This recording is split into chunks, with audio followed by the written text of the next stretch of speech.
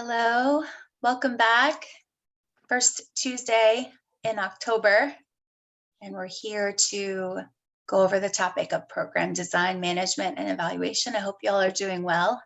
A quick note that today we're going to be doing we're going to be getting our creative minds going. So if you do have some paper nearby, it could be a flip chart, it could be, any type of paper that you have. The bigger, the better, certainly, so you can sort of stretch out. And some whatever writing utensil you prefer, whether that be markers or highlighters or Sharpies. I'm a big fan of Sharpies. Or whatever you'd like to write with, please go ahead and grab those as we're getting rolling here. And I will pass it off to Lisa. To do Good morning, intros. everyone. Thank you, Rebecca. Welcome to day 3, program program design and evaluate. Okay, let's start this again. I'm getting tongue-tied. Program design, management, and evaluation. There we go. That means I haven't had coffee this morning, guys. So I hope you all, I'm not going to keep you long this morning. Just wanted to welcome you on. Our ED, Jean Tedrow, will be listening in and off camera. We'll chime in from time to time to support Dr. Palmer if needed. And once again, just want to say, hope you have your thinking caps on, ready to go with Dr. Palmer. And again, want to thank our sponsors, Triangle Community Foundation, Guilford Nonprofit Consortium, and Duke Continuing Studies for all their support in making this institute happen. So let's go on and let's go over just one housekeeping rule today. I think not rule, but area that I think Rebecca went over last time about safe spaces. So Rebecca, if you can do that, and let's move on. Yep, real brief. I'm trying to develop an online community here where folks feel free to show up as their authentic selves. And so part of that doesn't entail, being open to having your video on when you're comfortable, being able to hear others out, being willing to put your pronouns in your screen name here, if you will, and being willing to sort of all buy in and take responsibility to demonstrate some of those commitments to equity, diversity, and inclusion. So we're all in this together. So thanks for being here. I'll go ahead and intro Dr. Palmer. Yeah. And she'll take us from here. She's going to go over our agenda.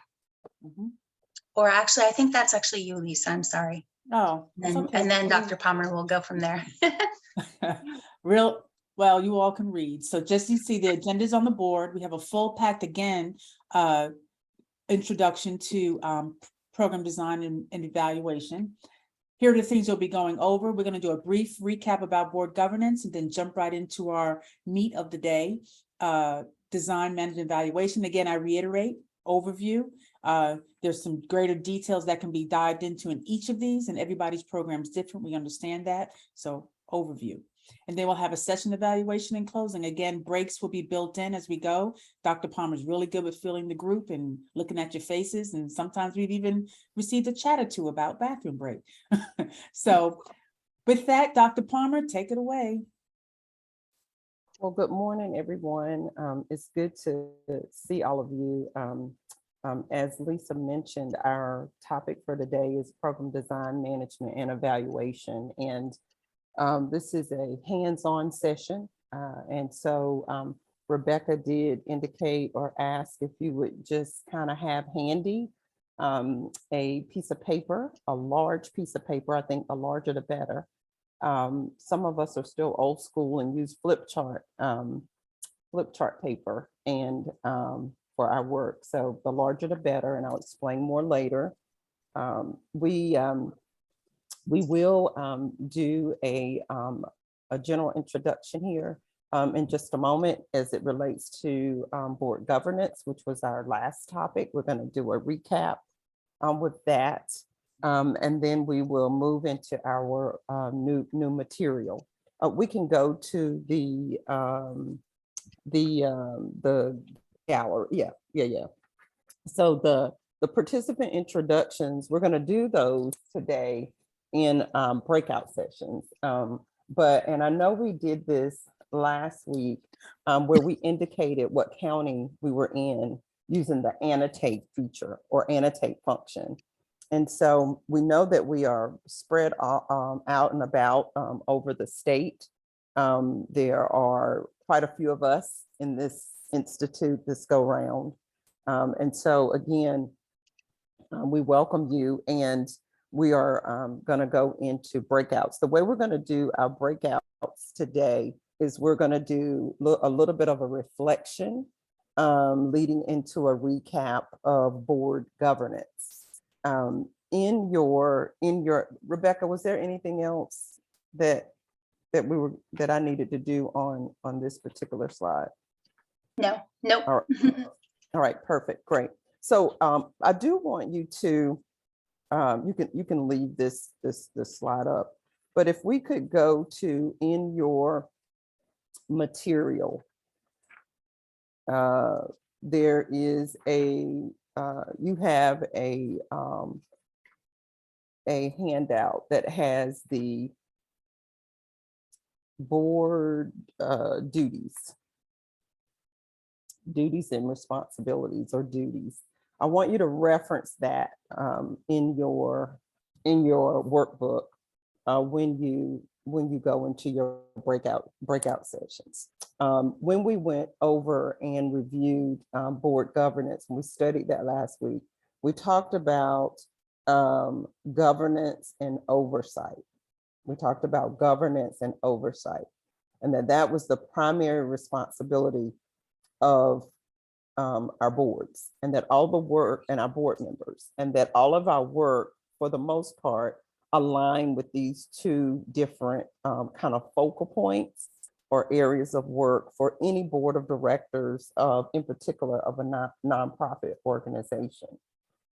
And so there are two questions that I want you to reflect on when you go into your breakout. So if you got something to jot down these couple questions, and the team will put them in the chat. But there are two questions, same question, but one related to governance and the other related to oversight. And that is specifically to share in your breakout how a board of directors demonstrates governance. How a board of directors demonstrates governance. And then also the second question is, how does a board of directors demonstrate oversight? So again, this is just a reflection and a recap as well as introduction. So you'll be in breakout rooms and you will be with individuals from other parts of the state, let's hope, if our breakouts work out the way that we want them to. And if you would just kind of spend some time introducing yourselves and also answering the two questions. I think we're going to have 6 rooms. Is that right, Rebecca? Yes, that's correct.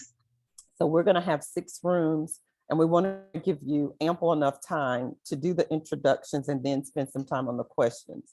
So right now it's 9:40.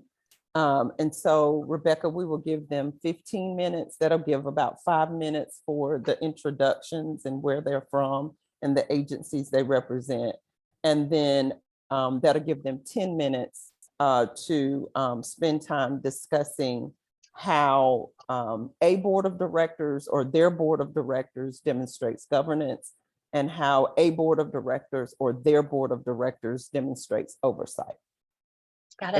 Everybody good? Can we go to gallery real quick just before you do the breakout stuff so I can see the whole? Good morning, everybody. I can see everybody. Hope you all are doing well.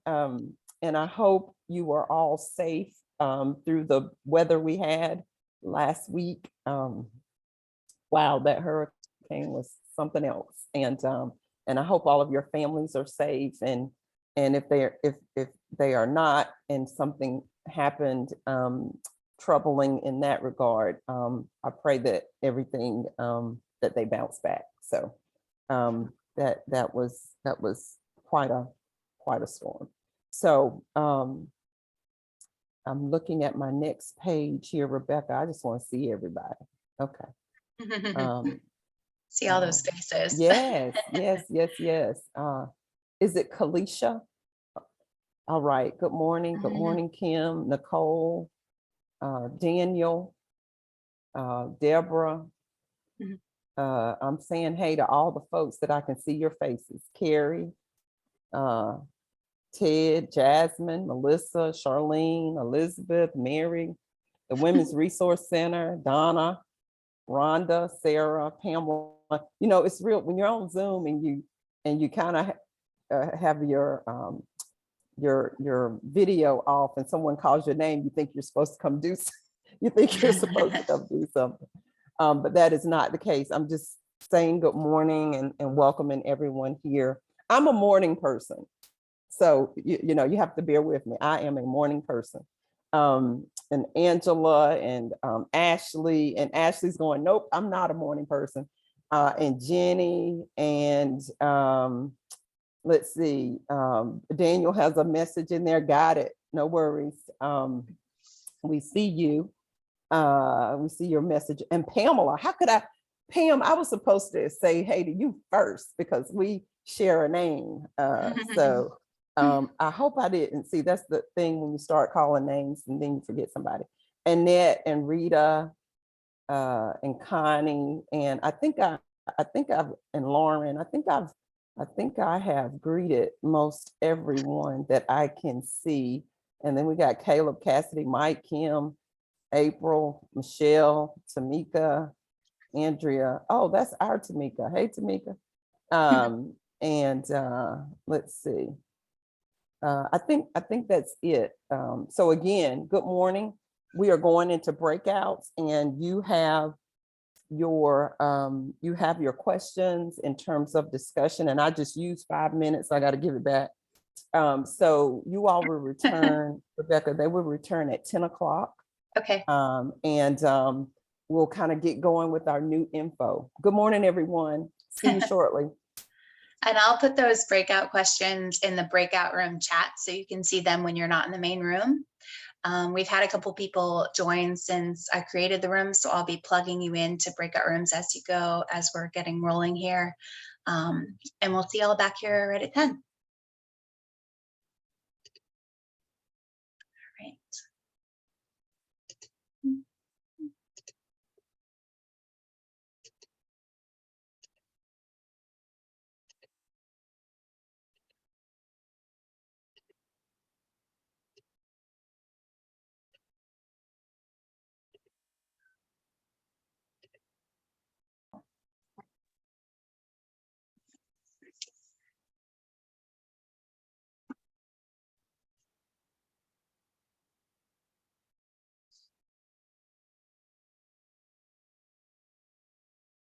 All right, welcome back, everyone.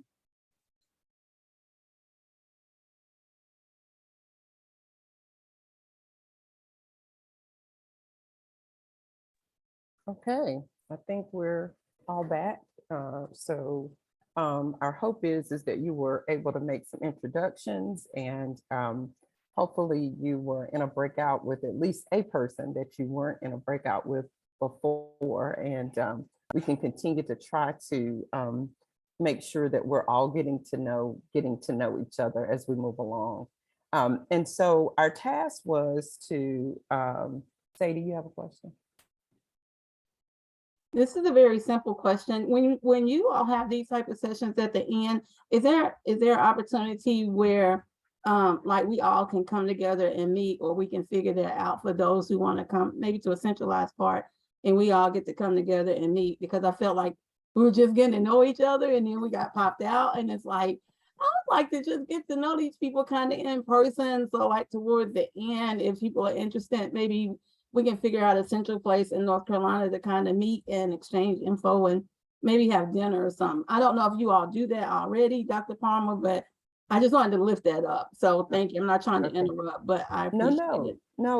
We appreciate your input. This is a we experience, you know, so thank you. Rebecca, or Lisa, can we just make a note of that and circle back when we get you know, to the graduation and all that, and see. I'm thinking Rebecca and or Leslie, maybe that could be in the Facebook poll question for those who would be interested in doing that. When we send that out, how might that work? We also have talked about we can't do it for this conference, but at least for our next conference, having almost a institute reunion and bringing folks together pre-conference. So that's in addition, but I know things need to happen in between. But I understand the center had did that in the past, so we're hoping to bring that back as well. So yes, that was a very good suggestion. Thank you. And our president and CEO has a comment in the chat, Sadie. So I'll point you to. She's here. Mhm. She is here. So, but we can maybe just poll that, and I'll let the team kind of decide how to. But thank you for lifting that up. Thanks a lot. So what I would like to do is, if I could get two individuals to share from your group a way in which governance is demonstrated. And then if I could get two individuals to share from your group the way that oversight is demonstrated. And also referencing page 35. I didn't give you that page as well, but that's also in your workbook, where it kind of highlights what governance and oversight is. So who would like to kind of kick us off with an example of governance of a board?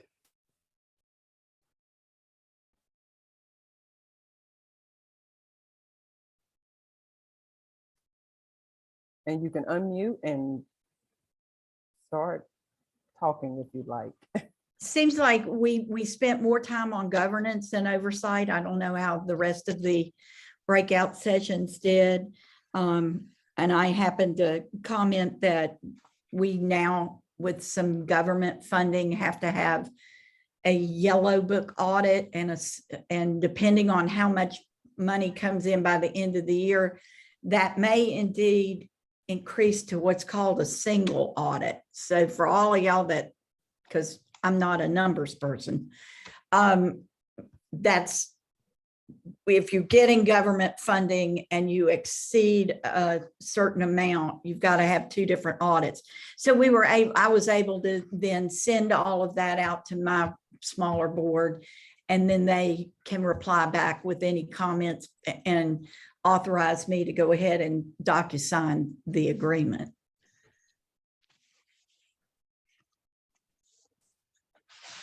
We talked about governance just as like the overseeing all the legalities, making sure everything's in compliance. You know, that was the difference for us between governance and oversight, that all the I's are dotted, the T's are, you know, all that stuff to make the nonprofit and legal standing. Thank you, Kim and Julie. And Kim, do you mind just giving a little snippet about the Yellow Book audit, just for those individuals who may not know what that is? Well, I've had quite the education in the last couple of weeks, because we actually are using a firm out of Wilmington. Patriot Foundation is a nonprofit that raises funds for post-secondary scholarships for military and veteran families who have been killed, injured, wounded, or ill. So we get some state funding, but we also got some funding from the American Rescue Plan. In that, the difference between the state and the ARP, the federal money, is that there was a component tied to it for how much money you make. So now we're required to go back and not just have what we considered a regular audit, that there's any number of companies out there that will do an audit for you, to now it's a very specific kind of audit. And the Yellow Book audit is if you are awarded, I think it's under 700,000, and then or to $1 million. I don't know, Dr. Palmer, I think it may be $1 million, but if you get over that, then the Yellow Book audit sort of morphs into a single audit. And really the only difference between the two is the amount of money that you have. And then you've got to be able to turn that audit in as part of your due diligence and your compliance to both the state and federal. So Yellow Book audit is a term for that government funding entity, right? Mhm. Okay, I Right. just wanted to make sure that, folks understood that, and it is unique to that, and there's a certain dollar amount Mhm. that, yeah. And without getting too far in the weeds, whenever you're writing a grant, no matter what type of grant, whether it's government or whether it's a private foundation or a corporation, there are typically guidelines that you have to follow, and those guidelines may very well be unique to that entity and none other, right? So you may have to do some things that are specific to that particular entity, and in this case, it's related to how much money you're being awarded and then what you're expected to produce or include in the information that you provide. The other part about that is typically funders will explain to you exactly what the expectations are or provide a resource for that. Sometimes you have an actual person that you can contact if you have questions and so on. And so each funder has their own set of guidelines that are unique to that funder. So I just wanted Kim to just kind of give a little Right. bit more on that. And then we've made sure when those audits are ever done, we upload those to our website on the transparency section. Gotcha. And then Julie mentioned compliance. I want to remind us that in our material, we were shown the legal compliance checklist that the North Carolina Center for Nonprofits has as it relates to governance. So you have that resource available to you. And thank you, Kim and Julie, for those two examples. Oversight. Can I get 2 examples of oversight?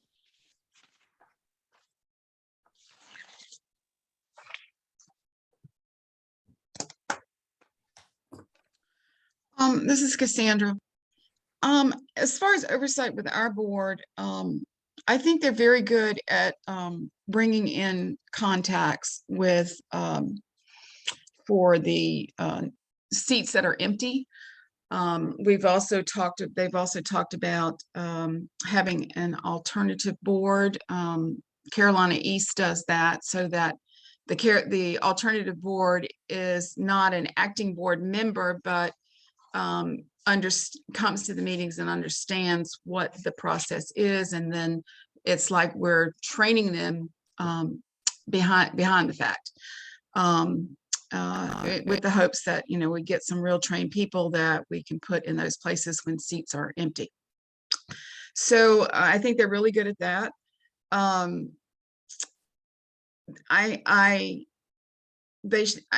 feel that they should be helping me with grants, as at least to find them and review them after I have put them together. That seems to be a struggle that I'm having right now with the season of grant writing. So that was a discussion at our last board meeting, and it didn't go anywhere. But at least the topic was brought up. It takes time, right? Yes, it takes does. time. Okay. It does. Yes.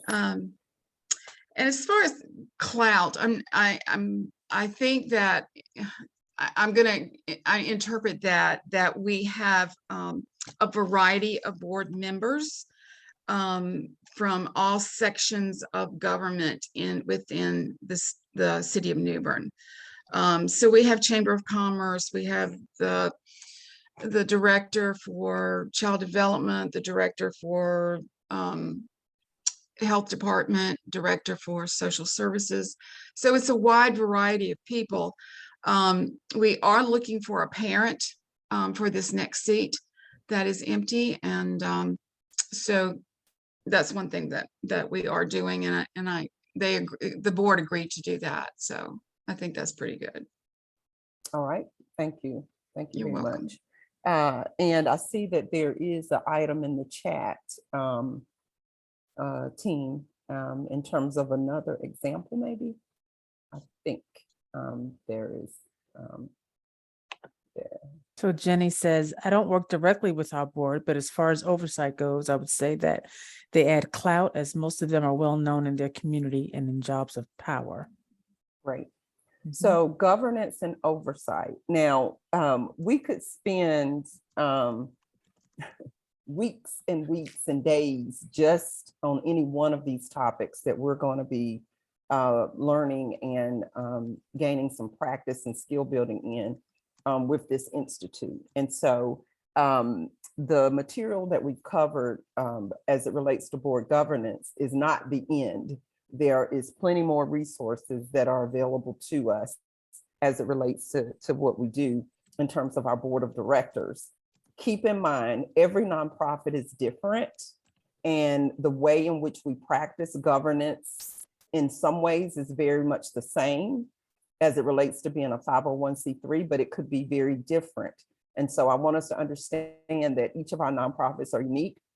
We have different purposes and missions and expectations, and some of our nonprofits have mandates as to who serves on the board. So I just want us to just kind of keep that in mind. And so we're hoping that you're beginning to maybe think about ways that you want to enhance your boards, and also maybe there are some things that you want to add that you don't currently do, but that you would like to do.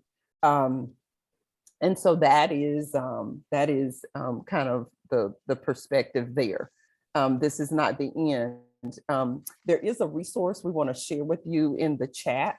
So team, if you could share the board guide, we're going to put a link there whereby you could have some additional information related to boards. And there is also another item in the chat about audit. So one of our topics is financial management. And so when we do our session on financial management, we will talk a little bit more about audits. I don't know, maybe you could allow, was it Deborah? I'm trying to remember, the chat thing is running, so it kind of bumps you where I can't see. I don't know exactly what your question is, but we will be discussing financial management. That's one of our sessions. And we don't do a study on the audit, but we will cover that.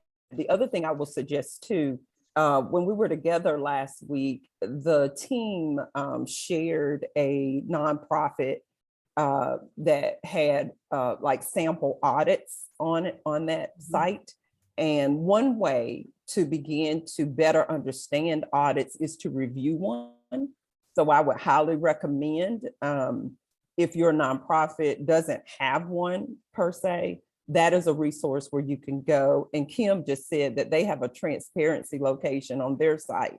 So you could actually go to that site and review the audit. Now, you may not understand everything that's in it, but you will it'll start to kind of give you a sense of what the different parts are and what the different pieces of information are that you get.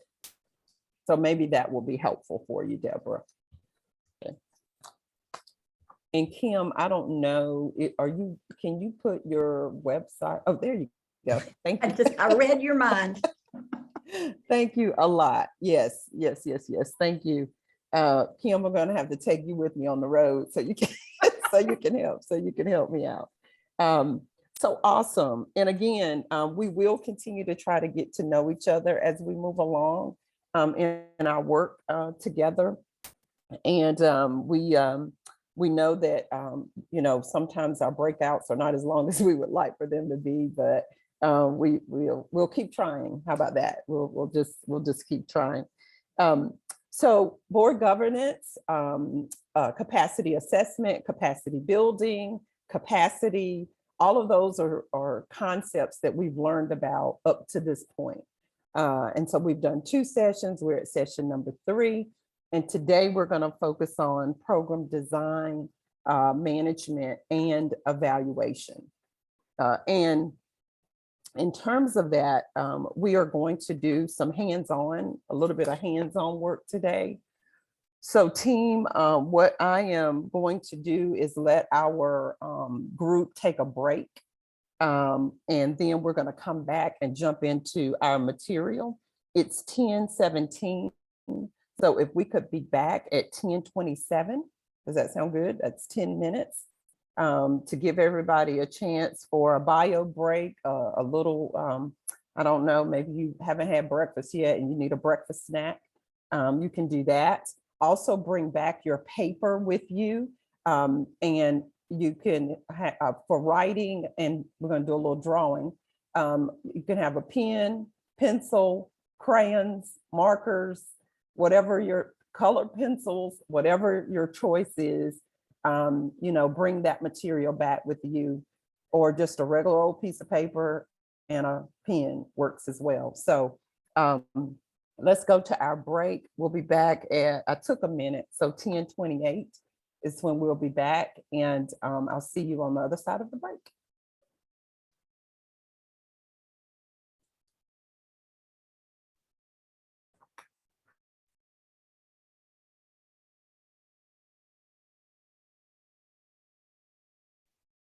Welcome back, everyone. And so hopefully you were able to take advantage of that break and didn't have to do work. Although if you're like me, you're probably checking emails and text messages and all that kind of stuff. But so welcome back.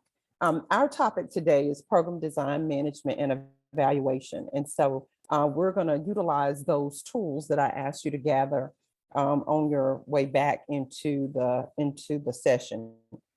And so we wanted to start off with with each of us, well, not each of us, but two participants who could share a highlight of one of your programs that you offer at your nonprofit. And I'm going to limit you to 60 seconds. I know that's not long, but you got to do it quick. Okay. So I want you to think of a highlight. We just want 2 volunteers. But a highlight of one of your programs. Tell us the name of the program and what the highlight is or was of that program. Now, one of the things that we know for sure is that whenever we write grants or whenever we're out fundraising, oftentimes what we are talking about are our programs. And this part of our work and learning and skill building is around understanding the characteristics of what it looks like, or what a program, the elements of a program from the perspective of the design. And then also, well, what does it mean to manage a program? And then what does it mean to evaluate a program? And for any of us who have gone out and kind of canvassed to raise money for our programs, be it grants, be it talking to donors, be it presenting to our elected officials, doing presentations at different outreach initiatives, we know that it is important for us to be able to share what our programs do, what the purpose of our programs are, and then the difference that the programs make in our community. So we're going to spend some time on this particular part of managing a nonprofit organization. Oftentimes, grants are specifically for programs and not necessarily for day-to-day operations or overhead. So, and oftentimes it is our programs that get the attention of our community. And it also helps us to begin to establish partnerships and collaborative relationships in communities related to programs. So programs are very, very important. And while as an executive director or a part of a management team of a nonprofit, while that may not be our day-to-day work, delivering the services or delivering the program, it is important for us to understand the aspects of that and what that means and what that looks like. So we're going to spend time on that today. So if I could get 2 individuals to volunteer, remember 60 seconds, to share with us the name of your program and a highlight. And you can unmute yourself. I'm just going to say first come, first serve. I'll start because I have, we just finished this project and she's going to be our success story. She's an 83-year-old little lady that lives in a trailer. She applied for our program, which we do a case management and then refer her to different programs that we have grant funding for. So first she was referred to our Blue Cross Blue Shield, which is part of Healthy Home Funds. And we were able to provide this little lady who had been going to the bathroom in a 5-gallon bucket with a septic and sewer system. And then from there, we have gotten her, because she had no heat or air in her home other than a little space heater. Now, this is a little 800-foot trailer. So she's got through another program, another grant, heating and air system. Then through one of my other grants, which is through North Carolina Weatherization, DOE, LIHEAP, she has been weatherized. And through our North Carolina Housing Finance, she has gotten a roof. And we have also fixed her handicap porch. So she's good. And she got a stove, a refrigerator, and a new washer and dryer, because she was having to schlep to the laundromat to get her laundry done, and she didn't have a stove, so she was cooking on a hot plate. So that's everything, and leveraging funds all in one. Angie, I am looking at the reactions, and I am watching all of us in our Zoom space, and I have goosebumps. Awesome, awesome, awesome. What a difference nonprofits make in a community. We make a tremendous difference. Thank you for sharing. Nicole, I think I saw your hand up. Did I see a raised hand? You did, yes, ma'am. And I was listening to Angie and I was like, oh, that's a whole lot, but which is amazing. But I do want to piggyback off of that. First of all, Angie, that is super amazing, because we have a lot of families and our elderly clients who are not able to receive the resources they need. So that was like a win all the way around. So congratulations on that. I know that warms your heart. It warmed mine, so I know it warms yours. I just wanted to say I'm actually with Stand Up Speak Out of North Carolina, and I am the executive administrative assistant to Monica Day for SUSO. I want to say a highlight of our program or our organization would have to definitely be most recently getting the participants into our program, which is creating Youth Voices for Change. A lot of people say, well, what is that? Our take or our spin on it is, of course, SUSO is all about healing through the arts, because we deal with clients who witness or experience sexual assault or domestic violence in their life. And then we also work on preventative care. So one of the highlights is we've been able to garner resources and grant funding for that particular program to offer our students and youth to come in and to express themselves through art, and to get up in front of a crowd during the showcase. And a lot of them have never been in front of an audience before. And so it builds that confidence, right, when they're out in their community and in the world. And they receive $150 stipend at the end of the eight weeks for each participant. And we right now currently have 21 students enrolled. And so they're excited, they're rocking out. And I think that's a super highlight right now. They're working on a piece for our annual candlelight vigil that we have for survivors of domestic violence or those that lost their life. We will be holding that October 20th this year at Reed City in Durham. And our participants are working on a piece specifically for that Domestic Violence Awareness Month piece. So that is like the highlight for us right now. Excited to see them youth. I'm excited about it. And they are very outspoken, which is very good. They're learning to stand up and speak out against anything that is negative in their community. So I'm excited about that. Awesome. Thank you, Nicole. Once again, here we are, representing programs all over the state of North Carolina, impacting the lives of our youth, of our seasoned citizens, and then, just really changing communities each and every day with the work that we do. And to be candid, a lot of times we're having to leverage very limited resources. So it's not like we have like all these resources that we can pull together and make these things happen. We are literally, in some cases, on a day-to-day basis doing what? Making lemonade out of lemons. And so we recognize that. And so as we kind of discuss this focus on programs, it is the programs oftentimes that gets the attention of our supporters. And so Angie, are you? Yeah, can I say something real fast when we're talking on that leveraging? And a lot of times and you're talking on the attention of the supporters, that's what, when we write the grants, that's what they want to see is how you have, and I'm pretty good at picking an apple off of this tree, that tree, and the other tree to make good applesauce.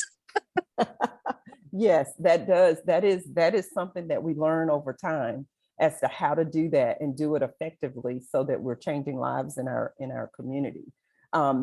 So this focus on program design, management, and evaluation, as I mentioned before, it is one of the fundamental management functions of our institute. And we do this because we know that our programs and services that we offer get the attention of our supporters. And we know that oftentimes the resources come specifically to impact a particular population or to address a particular issue. And so we want to make sure that we all have a practical understanding of how this works and the way in which we need to think about this. And so we want to start off with our Facebook poll question. So I'm going to pass this over to, is it Lisa or Rebecca with the Facebook poll question? And I think we're going to screen share at this point.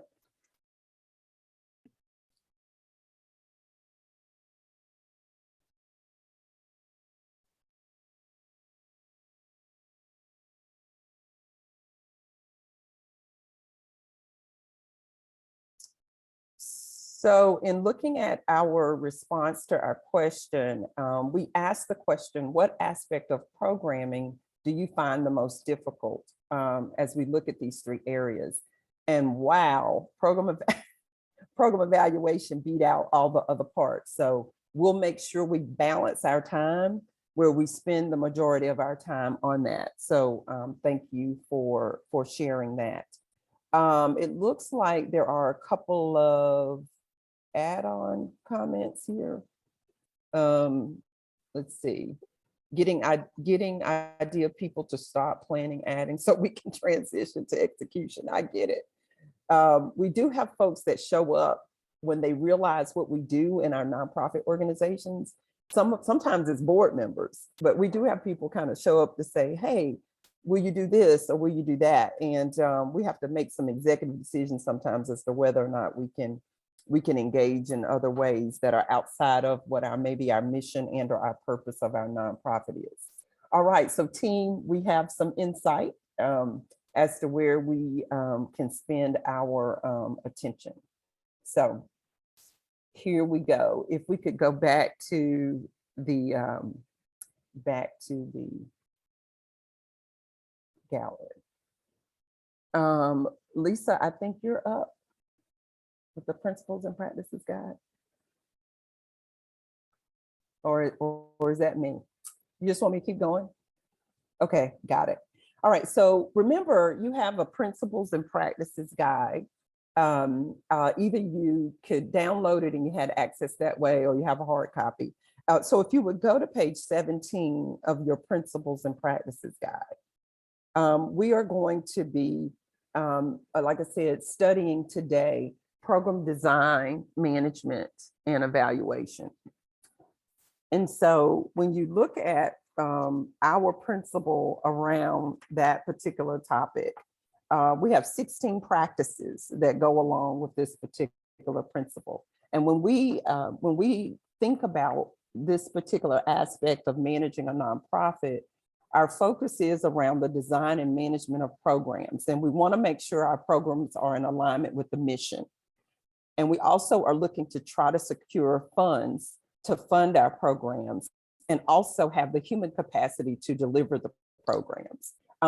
We also want to think about outcomes and impact. And oftentimes our outcomes are demonstrated by the impact that we make in our communities. And the other part of this is to have a way to evaluate that allows us to the opportunity and the information to be able to share how these programs are making an impact. Nicole, did you have your hand up? I did. I was messaging Rebecca.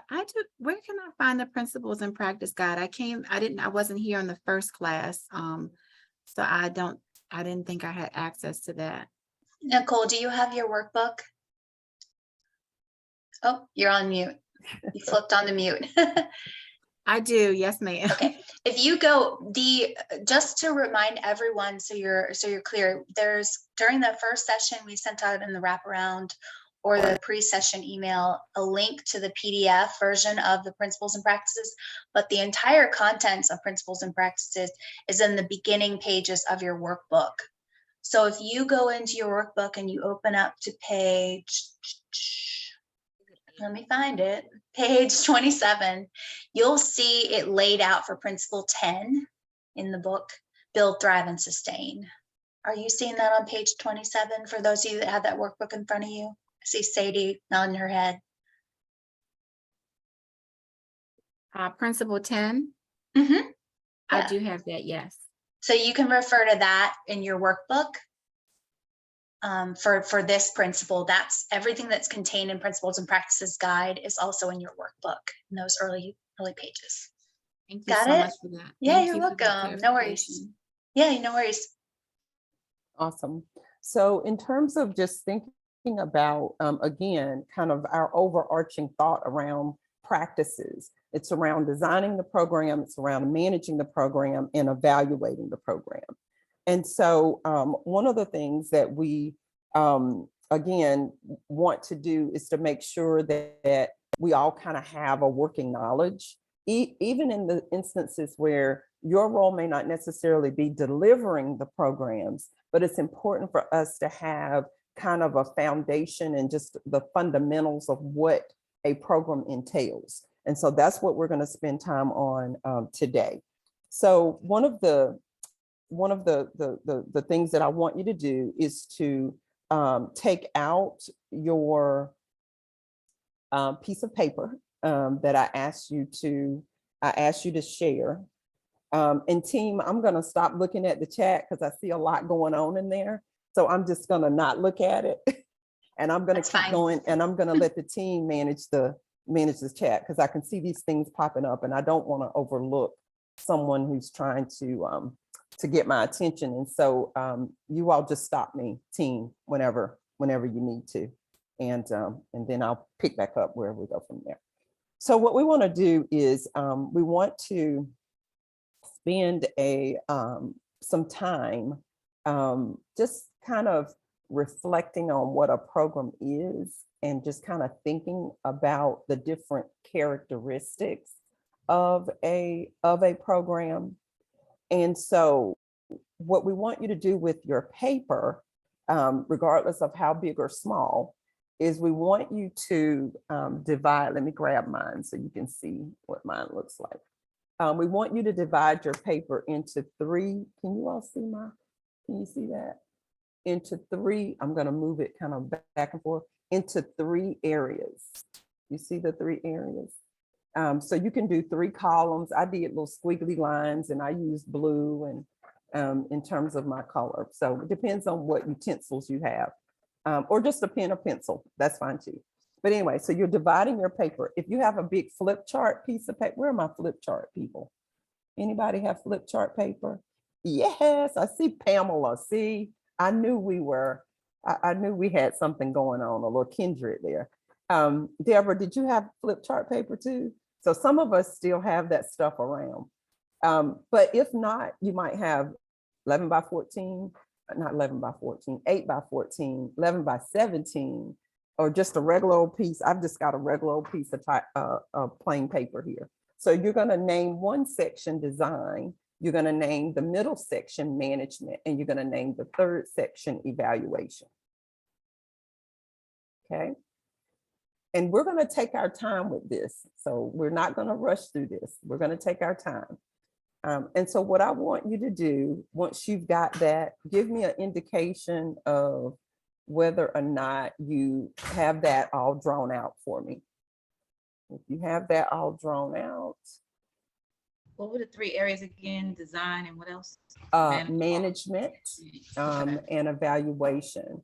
And thank you so much for those of you who are using your reaction function. Yay, because that helps me to know just kind of where I am in giving my instructions and that everybody has caught on in terms of what we're doing. All right, so we've got that. Now, I want you to, for a moment, I want you to think of a program, a current program that you are affiliated with or that you know about, okay? Or that you're familiar with, kind of get that in your mind, a program that you know about, or a program you would like to start, okay? Just for the purpose of this exercise. So either you're referencing a program that already exists that you are familiar with, or a program that you want to start, okay? And what I want you to do for me is I want you to illustrate that program, okay? I want you to illustrate that program. Let me give you a few more. I see you, Sadie and Nicole, I see y'all. So what I want you to do is I want you to give me a visual illustration of what evaluation looks like for that program right now. And I want you to give me an illustration from your perspective, what management looks like for that program right now. And I want you to give me from your perspective, what design looks like. I want you to illustrate. You can use stick people, you can use symbols, whatever your level, your art, I guess it would be artistic level, whatever your ability is, it's okay for this exercise. So you can use stick people, you can use symbols, you can use a few words, but I really want to see it. I want to be able to see this program that you're talking about. Let me add a carrot to this. I have $1 million. And the degree which I can understand what that program is in design, management, and evaluation from your illustration, you get the 1 million for that program. So tell me, okay, I really don't have 1 million. I see Julie. Julie's like $1 million. What is she talking about? Okay, it's hypothetical. It didn't work, Lisa. It didn't work. So anyway, so give me an illustration of that program from the perspective of design, management, and evaluation. Okay, I am here with you. We're going to give you about 15 to 20 minutes to do this illustration. So we want you to spend some time on this. Rebecca, is there anything else I need to? I'm going to mute myself, but I'm here. And, so if you have a question while we're doing this, we're going to stay in the gallery view. We're going to stay here all together while everyone spends time providing that illustration.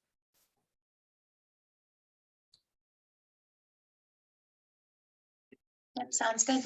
Leslie does have some music queued up, I believe.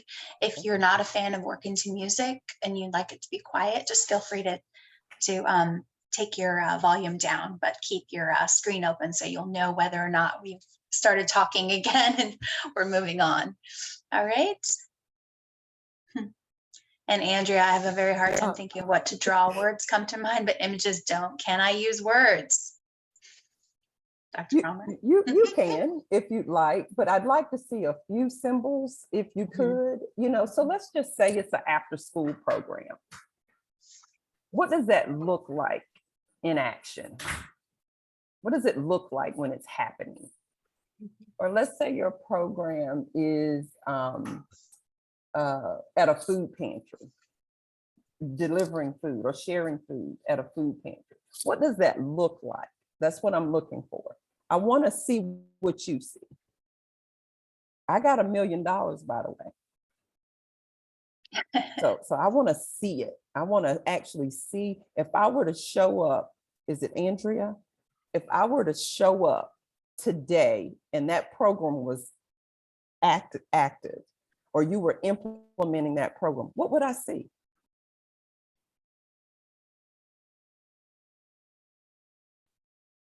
And our time is 10:51.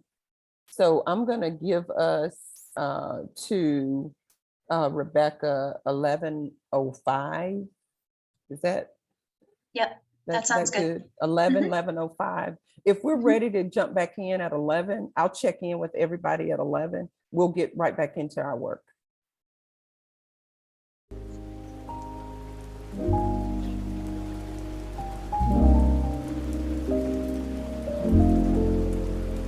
thumbs down. Okay, we got a thumbs down. So I'll check back in at 11. It's 10:58.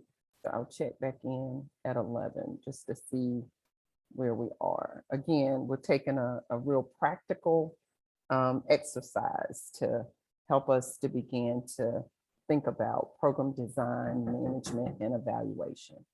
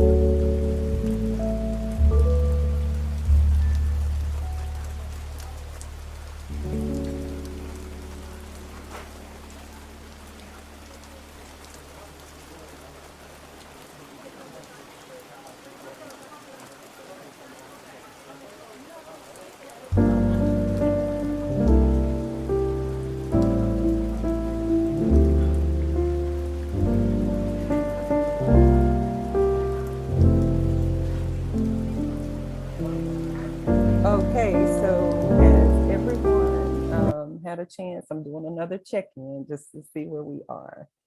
Do we need more time or is that a yes? Okay, we're good to go. I see some thumbs up. Okay. I've got multiple screens here in terms of just looking at where you are.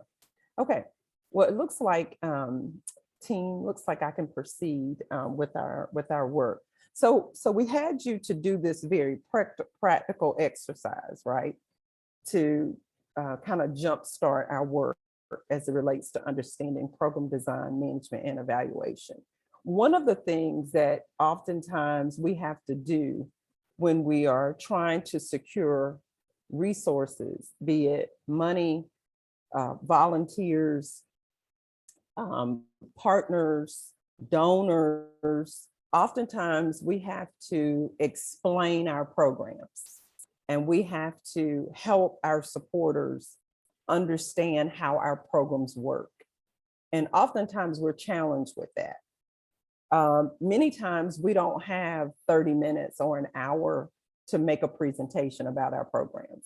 Oftentimes we have to have an elevator kind of way of elevator speech way of explaining our programs. We may not have time to give all the details. So it's important for us to practice in a variety of ways how to communicate what our programs either will do if it's a new program or what it is currently doing and how it is impacting our communities.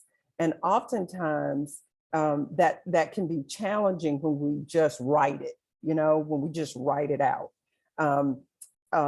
Many of us want to see it, right? We want to see what you see. We want to understand it in the way that you understand it. And so the reason we have you do this pictorial of a particular program is to further explain those characteristics of a program.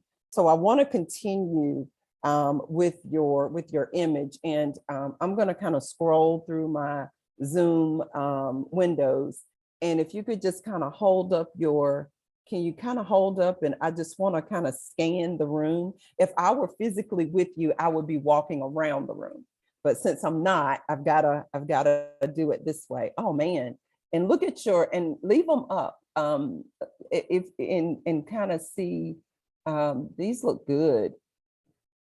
All right, I see stick people. I see symbols. I see Pamela with her large flip chart paper. I see, I'm scrolling through, so you have to give me a, okay, I see, yes, yes, yes, yes. Okay, all right. Okay, great, great, great, great. Thank you for sharing your images. So now I want us to do kind of part 2 of this exercise. If you would, in the chat, would you put the name of your program? You don't have to give a lot of detail. Just give us the name of the program that you illustrated. And then we'll, I don't know, Lisa or Rebecca, if we could do some shout outs as they do that in terms of what the names of their programs are. I always find it real interesting what we name programs. I just helped develop a program called Therapeutic Care for Workforce Readiness. Doesn't that sound neat? Therapeutic Care for Workforce Readiness. What do we have? What kind of programs do our Yep. people? Mhm.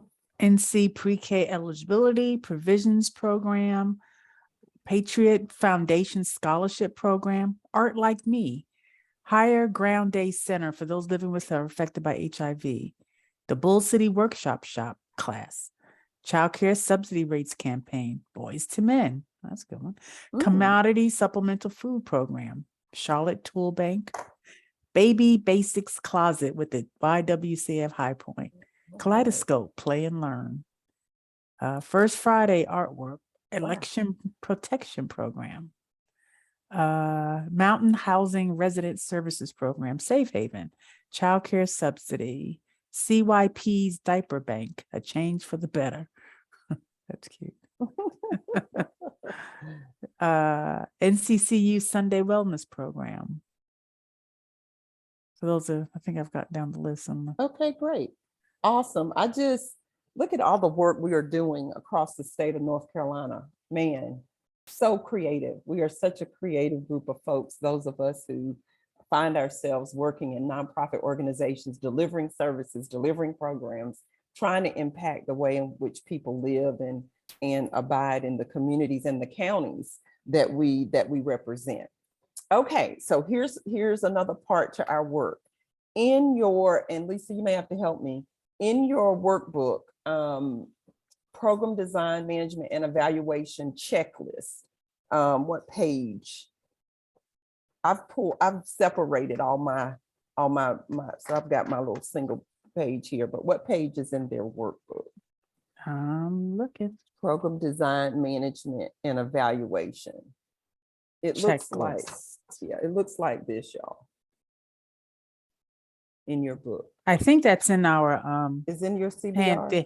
Yeah, Okay. that's one that we're gonna, Yeah. it's in your, so that one's actually not in your workbook. We have That's in certain your sheets chat. that we don't include in the workbook because you Okay, have to be here perfect. to get them.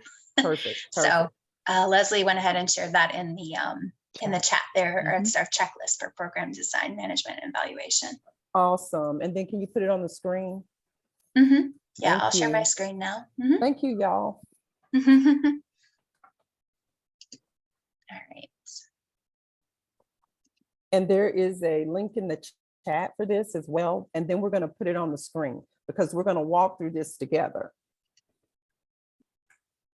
All right. So what we would like for you to do as we look at each of these particular areas. So this is our checklist for program design, management, and eval. And can you make it as big as you can without it dropping to the, there we go. All right. Yeah, thank you so much. Yep, keep going. Yeah, oh, you're gonna make it a little smaller. That's good, you can make it a little smaller. Yeah. Yep, no worries, thank you. All right, so what I would like for you to do, the next part of our work with this, and again, we're utilizing this practical pictorial exercise to help us further explain the characteristics of a program. And so in your illustration, you have given us from your perspective what your program looks like. And so what I want you to do is match in your picture the items that we have listed here, right? So in your picture, is there an indication of the type of social or human service issue or problem that your program is addressing? This is not for a grade. This is not a grade. Is it evident in your picture the population that you're serving in that picture? If it is, you're going to put a 2 beside that. Is the geographic location, is that indicated in your picture? If it is, you're going to put a 3 wherever that is in your picture by what it is you have there. Is there evidence of or indication of what the need is that your program is addressing anywhere in your picture? Is there anything related to that? Is there anything related to the assets or other resources that this program works with or provides or links individuals to? That would be asset mapping. And we're going to come back to all these. So don't think we're rushing through this. We're not going to rush through this. We're going to take our time. Is there indication of any other programs that are similar to your program in your picture? Is there any indication of where your program participants give you feedback in terms of what their needs are, or when they need the services, or affordability of the program? Is there any indication in your picture where there's feedback or engagement from partners? Is there any indication in your picture in terms of fundraising or grants or what the program costs? So again, you're matching these items up. We just went through 1 through 9. Now, when we talk about design, what we're focusing on is designing and implementing programs that align with the mission and the vision of our nonprofit to meet needs in our community related to a particular population, or maybe it's not related to people, it may be related to animals, it may be related to the environment, etc. So that's program design. So I'm going to pause there and just let you look at your illustration and go ahead and match up those numbers.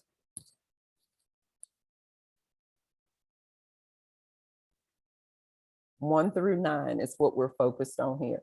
Now, don't add to your picture. No, I'm just joking, but just kind of indicate.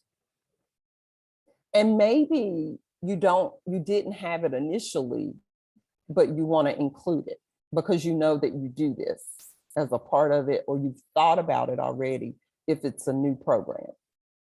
So again, program design. Does it meet the need of a particular population? And what is that need? Is it in alignment with the mission and vision of your nonprofit? Okay, program management, same drill. You're going to match up by number.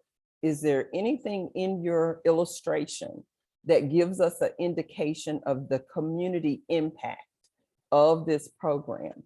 Is there any indication of what the goals are, what the objectives are, what the outcomes are of this program? Number 11, is there any indication in your picture of staff in what they do and or volunteers, their knowledge, their skills, their experience? Is there anything in your picture or your illustration that shares with us how this program is promoted or advertised or marketed, or how do you use different platforms for communication to get the word out? Number 13, as it relates to social media. Is there any indication in your picture that this is a part of what your program does from a management standpoint? Is there anything in your illustration that gives us an indication of any special events that you have or special events that this program participates in? Resource fairs, presentations, raising the awareness. Is there anything in your picture that gives us this illustration? If it does, put a 14 by that. 15, is there anything in your picture or your illustration that gives us an indication of how you bring funds or how you acquire funds to actually support this program? So I'm going to pause there and just let you look through 10 through 15 and just kind of indicate in your picture which numbers align with what you have there. And again, if you don't have some of these aspects in your illustration and you want to include that, then go ahead and add that by illustrating that in some way, something real simple, real practical that you could include in there. Or if it's a new program and you're thinking you want to do that, please indicate that. So I'm gonna kind of just pause and let you think about 1 through 15. Management is making sure that we are leading, coordinating, organizing our program from a management perspective and trying to secure funding and people resources to achieve our outcomes. That's what we mean by management with our principal program design, management, and evaluation. So I'm going to let you just kind of work on that just a little bit. Again, feel free to add any symbols or any components that you didn't initially have that you want to see practice in your program. Just a quick question, Uh-huh. Dr. Palmer. Yes. When I did mine, because it's an existing program, I looked at it backwards. I looked at it from evaluation first, Okay. and then Mhm. is that acceptable? Or, I mean, is that a good way to look at it, or have I got my world turned upside down? Well, I would say that this is not linear necessarily in that regard. I think when we are dreaming about a program and trying to address a need in our community, oftentimes it's not segmented like this. It's segmented like this for the purpose of skill building. But oftentimes we may very well look at the impact and outcomes first that we want to see achieved, and then kind of work our way back to, oh, this is how we want to design it. So I wouldn't look at this in terms of that you have to follow these steps 1 through 25 in that order per se, because when you're visioning for a program, oftentimes it's coming in a variety of ways. But this is a way for you to frame it once you've solidified what it is that you want to do. So I don't want to encourage the notion that it has to flow in this order.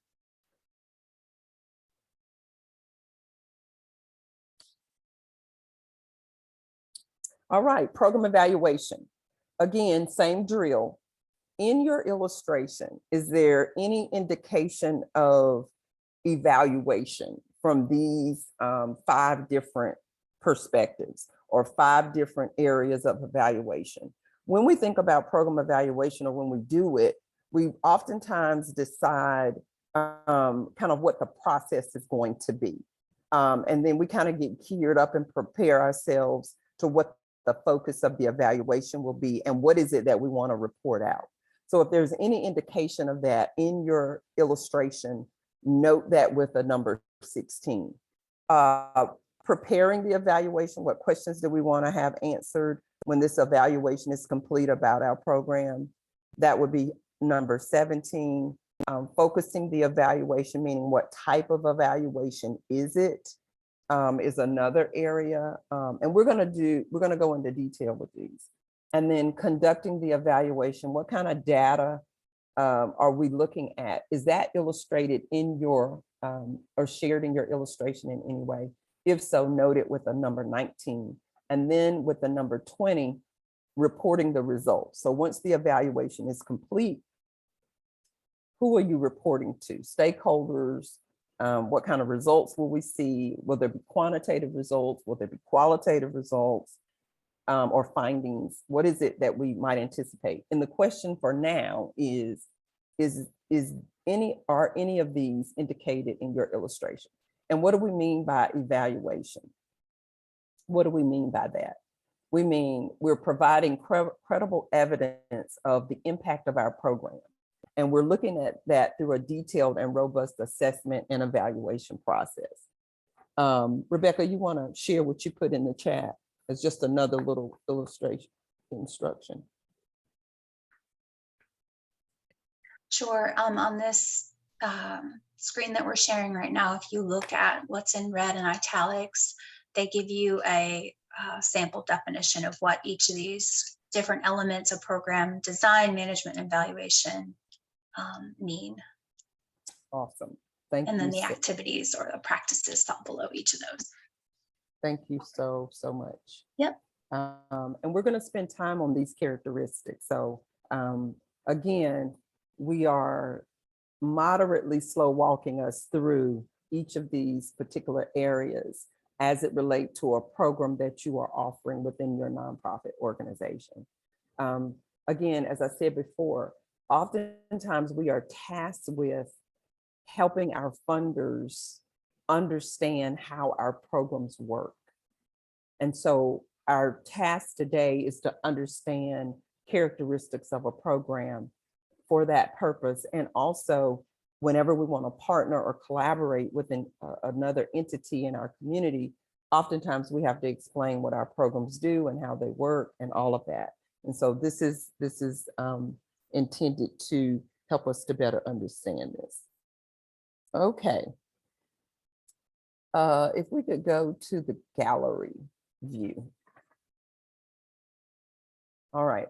So if you could share with me in the chat, how many of the characteristics did you have in your illustration? How many did you have in your illustration? And just put that number. So it's going to be 1 through 20. How many characteristics did you have? How many did you have?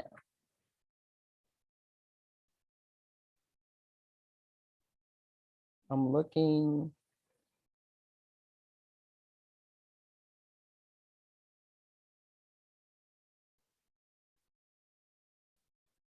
I'm looking, let me go here. Look, I see 7, I see 6, I see 5, I see. Yeah, you're ranging from about 2 to 14, looks like. Okay, okay, 9, okay, good. Okay, all right, good. How many did you add? How many did you add? Did any of you add any? Did any of you add any once you were made aware that there were some others to think about? A couple, I see 4, I see 2, I see a few, okay. I see 3. Okay.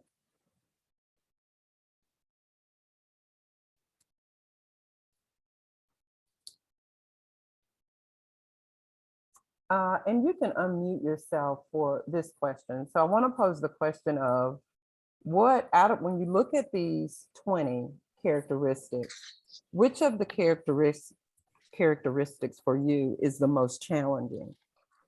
Which one of these is the most challenging? And I'm going to be taking some notes here so I know what to. Do you want me to launch the poll, Dr. Palmer? Oh yeah, please do. Yep. Yeah, Thank you. we have a poll for this one. So you all can check off. I think I allowed you all to check off more than just one under each of these 3 areas, but Okay. we'll launch this and we'll see what the results are.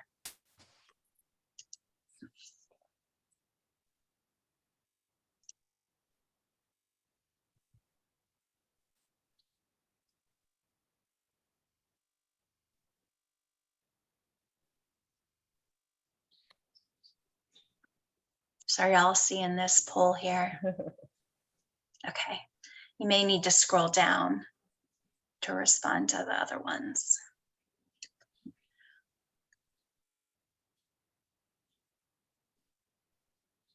The most challenging.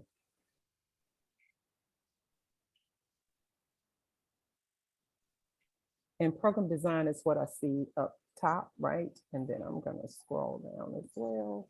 and then you'll see program management, and then you'll see program evaluation.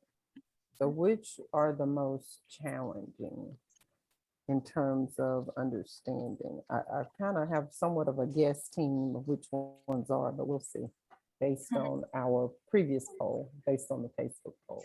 So,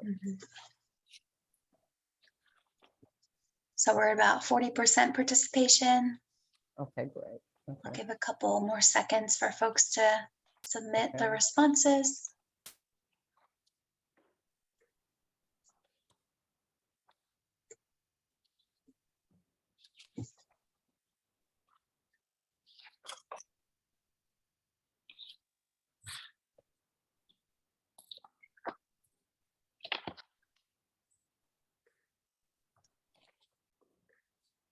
Still have some responses coming in. All right. Just a little bit more time. Okay. Make sure everybody has a chance. I know it's a lot to process. Mhm. Good. All right.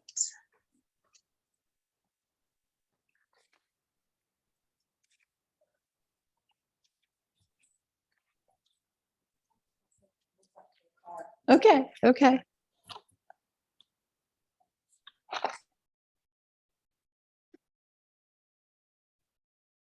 All right. Getting some results. Yeah, we've got about 77% have participated. Okay, good. So I'm going to good, go good. ahead and I'll end the poll Okay, and we'll share the results. all right.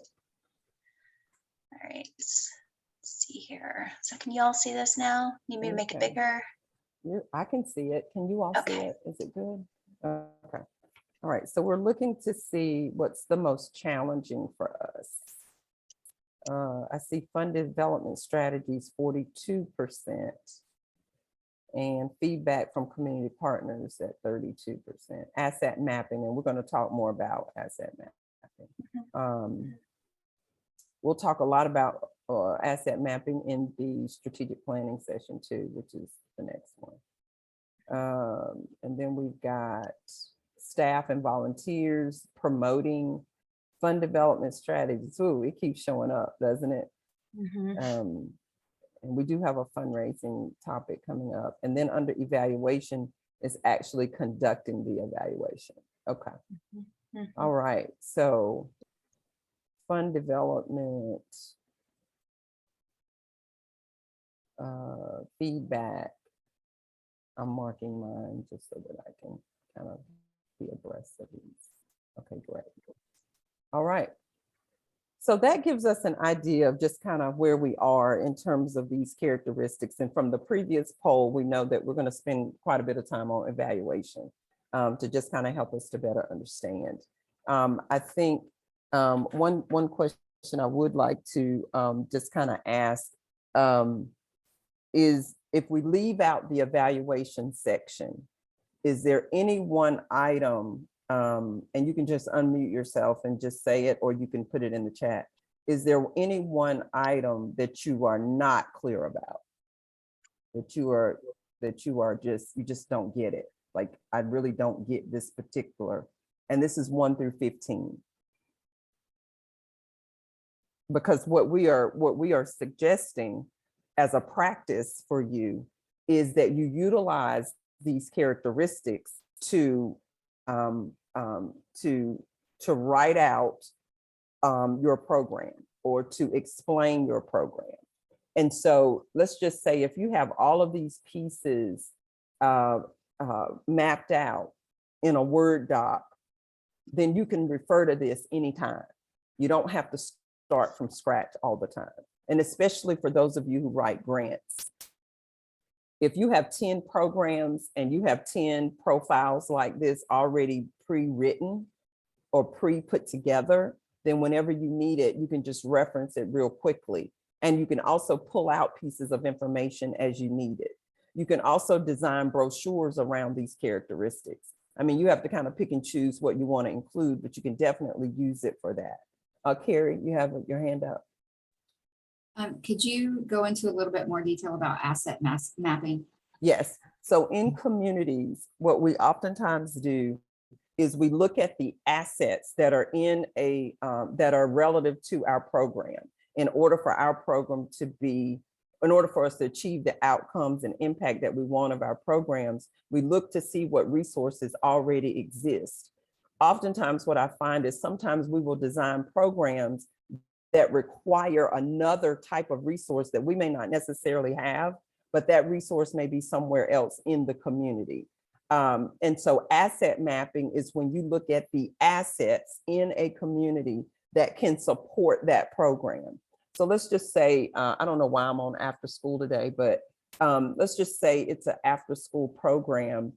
And a part of that experience is for them to have playtime. Well, then if you don't have a playground or you don't have a area at your site where your organization is for that, then you may have to utilize that resource, which is an asset in your community.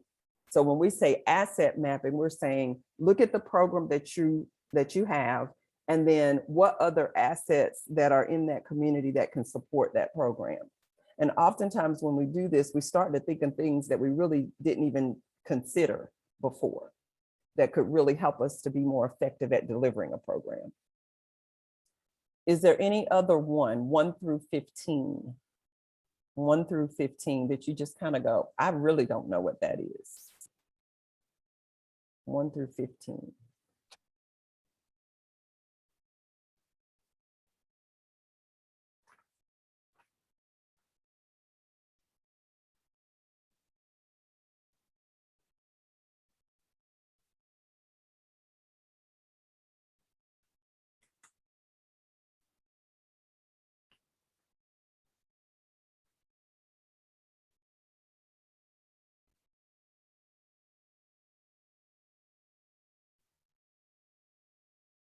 Okay, so the next thing that we're going to do is we're going to go into breakouts.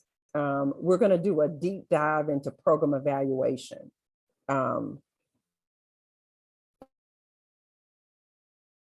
And you have lots of material in your workbook about program evaluation. We're going to refer to that a little bit later. But what we're going to do is we're going to go into breakouts. And what we want you to do is in your breakout rooms, just share with your colleagues one aspect of the characteristics, meaning design, management, evaluation. You know, you have some specific areas there. We want you to share in your breakout one of those characteristics and how you do it and do it well, you think, right? How you do it and do it well. So we want you to spend some time doing that. And if your conversation flows into some other aspects in your discussion about program design, management, and evaluation, that's fine too. But we do want at least every person in your breakout to give a highlight of just one of those characteristics. Now you're gonna have to monitor your time. So, you know, pay attention to the time and, you know, be kind to your colleagues and, you know, kind of respect the fact that we won't have a lot of time for this. Rebecca, about how many folks are in each breakout? I was just looking at that. One had a lot, so I've moved a few people around just a little bit to accommodate the time that we have. But we've got about 6, on average, 6 folks in each room. Is that going to be okay? Could it be a little smaller? Sure. Is it 2? I'm thinking No. 3 or 4, maybe. Yeah, no worries. Yeah. And Let that me go ahead and way- recreate. Yeah. Okay, sorry. No, I that's just want us fine. to have the time Enough for time, everybody to yeah. share, and then we can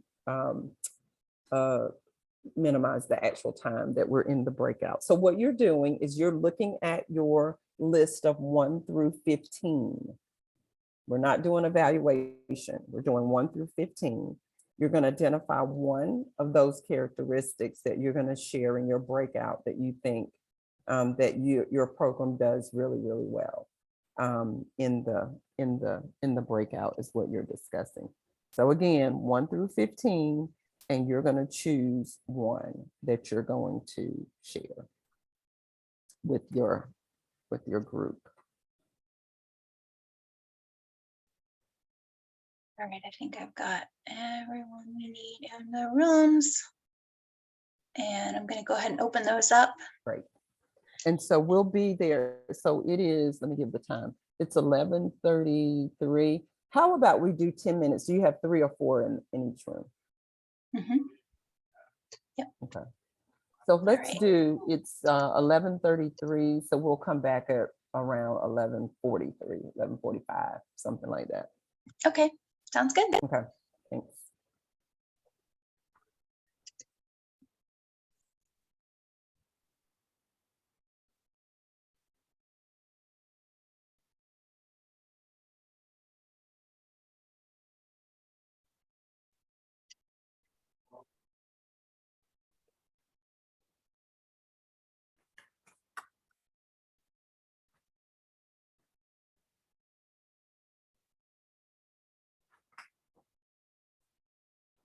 If you have any trouble joining your room, just let me know. I'm going to pause recording.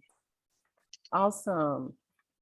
So here we are on the other side of the breakout. And what we wanted you to do is to spend some time just kind of hearing how some of these characteristics look in action by sharing with your colleagues those elements of what you do that you consider that you do them well, and just giving us all some ways to think about how to actually kind of work with each of these characteristics. The next part of what we're doing is specifically around program evaluation. So in your workbook, Lisa, can you help me with kind of the page number in their workbook where the program evaluation material starts Well, for session 3? Yes, well, when it goes to page session 3, page 44, you'll Okay. see the definition there. Yep. Okay, so that's where it starts. Yes, and where it starts, and ends. everything after that is related to evaluation. Okay, perfect. All right. So in thinking about these programs that we've designed to address whatever issues or areas of work that are needed in our community, and then to not only design these programs, but to actually implement them and manage these programs in our communities, oftentimes we are expected to evaluate these programs. And so we're going to do a deep dive. We've got about 12 handouts in this section of your workbook, and they are all related to program evaluation. And in particular, 16 through 20 in the characteristics list. All of these materials relate to that. So I'm going to walk us through each part of this. But before I do that, we're going to take a 5-minute break. And then when we come back, we're going to jump right into this material. So it is 11:47. And so we will come back at 11:55 or 11:55, I think is what it is. 5 minutes. 11:50, 11:52, 11:53. We'll say 11:52. How about that? All right, so 11:52, folks, we're going to come back and take a deep dive into the material that you have on program evaluation. Great, thank you.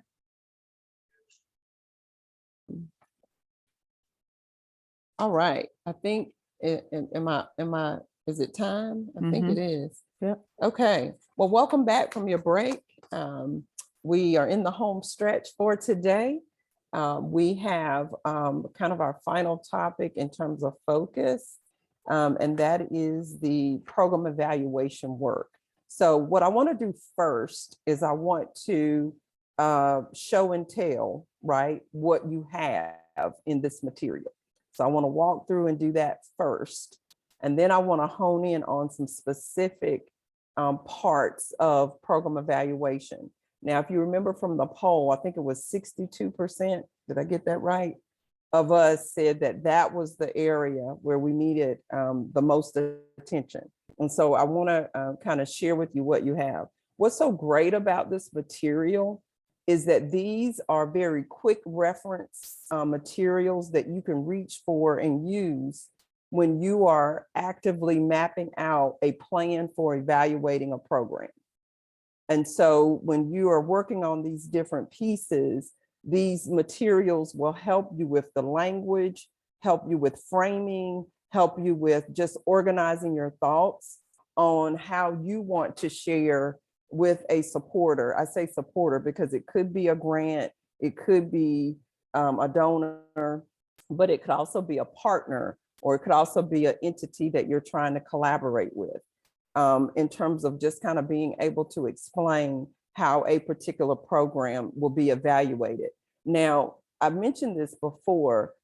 If our nonprofit has 10 programs, how awesome would it would be if you already had a mapping, right, or an outline of what the evaluation would look like for that program.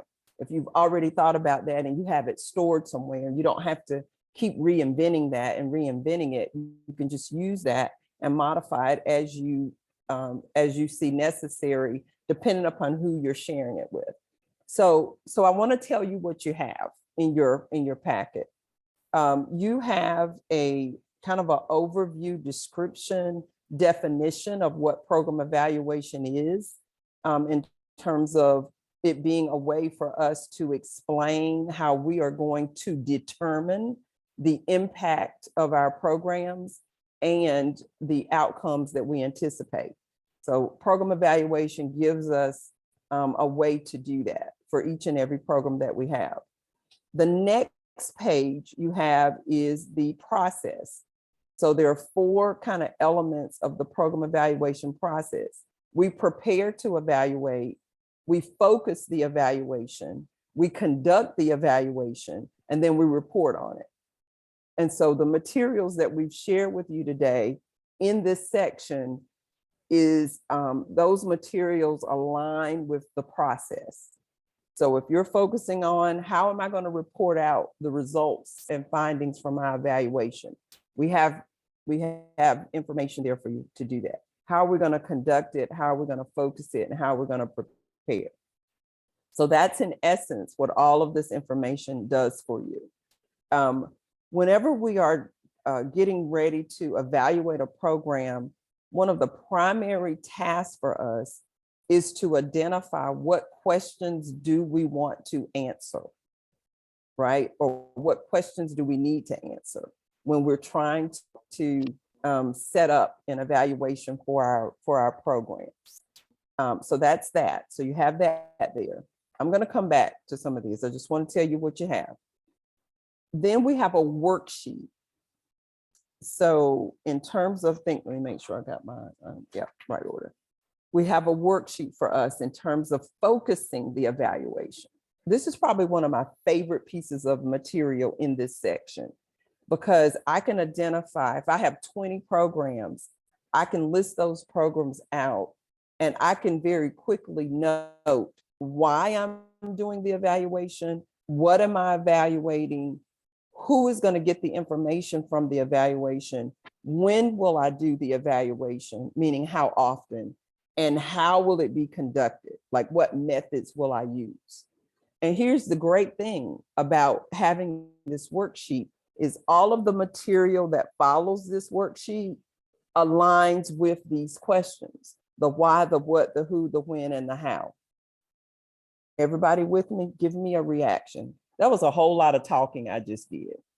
So give me or as some would say, a whole lot of explaining that I just did. So is everybody with me? Okay, great. So again, we've provided this worksheet, and then we have material that you can use to help you to answer these questions, okay? So what I want to do here is I want you to use the worksheet. I want you to use the worksheet. So you illustrated a program, right? Yes, everybody illustrated a program. So you're gonna put that program under that first column, the name of that program. My program was Therapeutic Care for Workforce Readiness. That was the program I said that I just helped develop in my community. So if you were doing an evaluation with this program that you identified, and take out your illustration, because sometimes if we have a visual in front of us, it helps us to kind of think about what the answers to these questions might be. And so what I want you to do, just in general, we're going to get to the material. I want you to answer the question, why are you doing this evaluation for this program? Just as a skill building kind of exercise. So mine is therapeutic care for workforce readiness. Why are we conducting this evaluation? For this program. In my case, the partner organization that I'm working with, Lisa, is a community action organization. And the program, we set it up because what we're finding is individuals that participate in a workforce readiness program with this agency, we're finding that they are being challenged with behaviors that don't align with being successful at work. So behavior modification is needed. We're finding that some of the individuals that participate with this program, that they need support, they need encouragement. And so we're going to be providing. So the reason that we're the why are we conducting therapeutic care for workforce readiness is to meet the needs of individuals who are going into the workforce who need support in behavior modification, kind of motivation and sticking with it, and inspiration, and then also just some soft skills training. Okay, so that And would to be see the if that why. will work. That's right. I want to know if what you're saying will work. That's exactly right. Mhm. Exactly. So that is the why. So give me the why for your program. Just a little snippet of why are you conducting this evaluation? What is it that you want to kind of see? And then what are you evaluating? Just in general, because I'm going to give you some more information to add to this once we finish this. In your own words, what exactly are you evaluating? And so in my case, we're evaluating to what degree the participants are able to utilize the soft skills training, the behavior modification strategies to be able to be successful at work. Okay, I'm moving right along. And then for who will use the information provided by the evaluation? So this is a little bit around once the evaluation has been written, compiled, and all of that, who will use this information? Our partners will use this information. To some degree, there'll be some elements of the evaluation that the participants might use. The staff with our partner organization will also use this information. And then it may actually be some of our elected officials, because some of our elected officials are focusing on workforce readiness. And so they may actually be able to utilize our information from the eval. Some of our board members might use the information from the evaluation. And then when will we do the evaluation? We're going to do our evaluation in two different ways. We're going to do, we will look at how effective we are with the participants, just in general, like case by case. And then we will also be evaluating like the whole program in terms of the process and all. So yours might be different. Or you might say, well, we're going to evaluate every year, or we're going to evaluate every 6 months, or we're going to evaluate, so you're just kind of determining when. And then how will you do it? What methods will you use? Will you interview people? Will you survey people? And again, we just want a snippet here in this space. Just kind of give us a general idea with this. If you have this worksheet, if it's in your binder, because I'm going to show you how to use the material to follow. If it's in your binder, take a picture of the worksheet with the notes that you wrote so you can reference it. Here I go telling you how to actually, manage this task. But if you take a picture of it, then you've got it on your phone. And then as I'm going through the material, you can look back at that. Or if you're fortunate enough to be in a space where you were able to copy it or print it, or, then you can separate yours. But I want to reference the material. Okay, so when you get to the next page in your material is titled Focusing the Evaluation. And team, is it possible to show this on the screen? Is it possible to Yes. show the work? Yeah. Yeah, I'll So go ahead if and we share. could go to, thank you, Rebecca. Yep. We have such a great team. They just know how to make all this jive and happen. So go one more page for me. So here's where we are.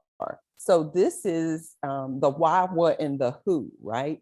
So why are we conducting the evaluation? What exactly are we evaluating? And who will use the information provided? So look at the examples that we've used here. And you've got your worksheet, so you can kind of work all over this sheet or write all over it, I mean.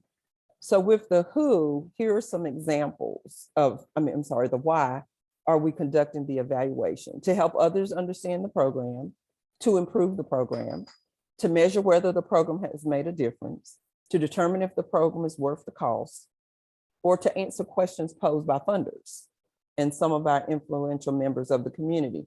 You could add to this list. Maybe the item, maybe your why isn't here. Your why might need to be, your why may be different. So why, or it may be eclectic. It may be a combination of these things. So I'm gonna let us do this. Just take a couple of minutes to look at why. And what are we evaluating? Are we evaluating outcomes? Are we evaluating impact? Are we evaluating strengths and weaknesses? Are we evaluating goal achievements? What are we evaluating? And again, we're bringing some focus to the evaluation. And then who will use the information? I shared these before. Our grantors, our board members, our community leaders, our volunteers.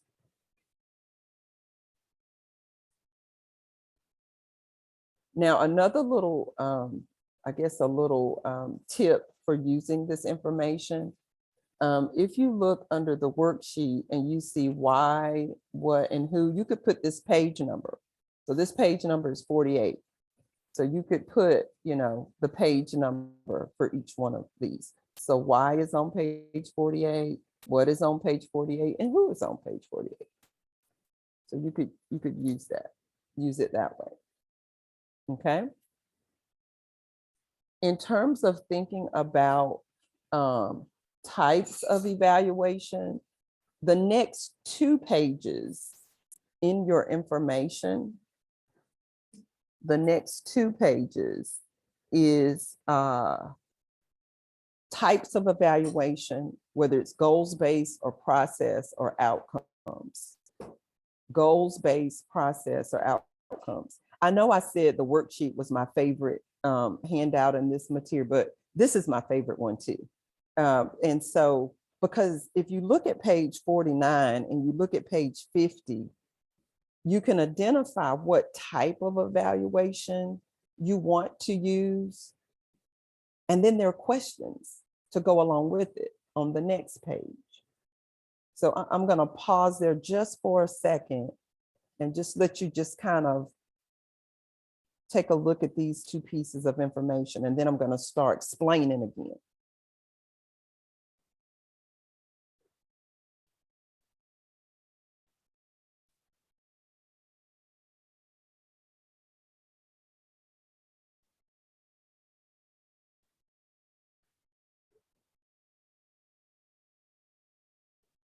And page 49 and 50 goes with the why and the what. So what are we evaluating? This is the why and the what. Why are we evaluating and what are we evaluating? So that's page 49, and you could make that little note, as well on your sheet. So these 2 go together. So again, we want to show you what you have in your packet and then what you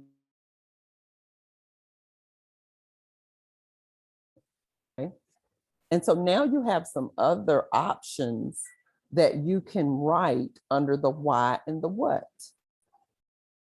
You could very well say, we are conducting our evaluation because we want to look at goal achievement, or we want to look at how well our process is working, or we want to look at specifically outcomes. Now, I will tell you, you can put an asterisk with outcomes, because most of our funders want to know what the outcomes will be of the program that you are implementing.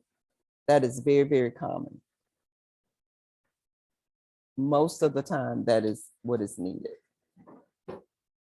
When you get to page 51, again, we're aligning our material with our worksheet. So data analysis. So we get to the analysis part. How will we conduct the evaluation?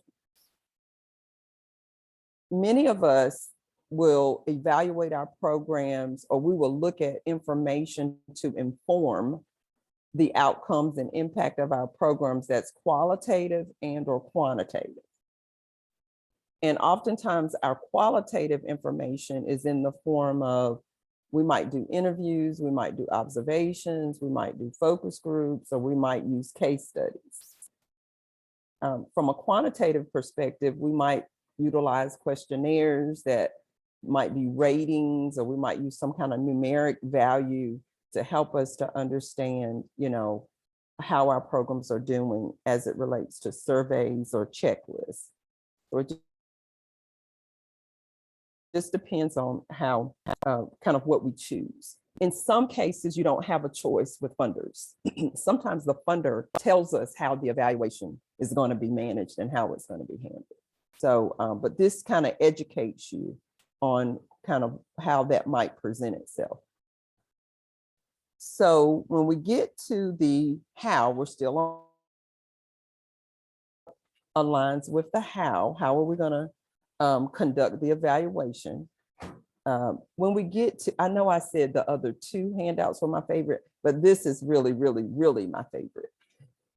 What I like about this on page 52, it goes with how. What I like about it is that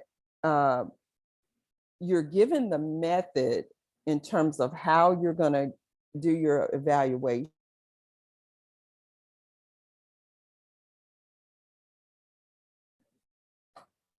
So remember, my program was therapeutic care for workforce readiness.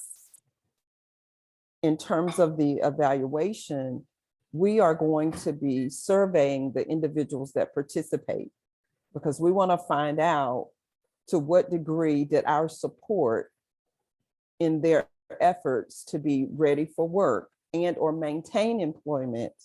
We want to know how well we assisted them with behavior modification or soft skills training, etc. So we want to know that.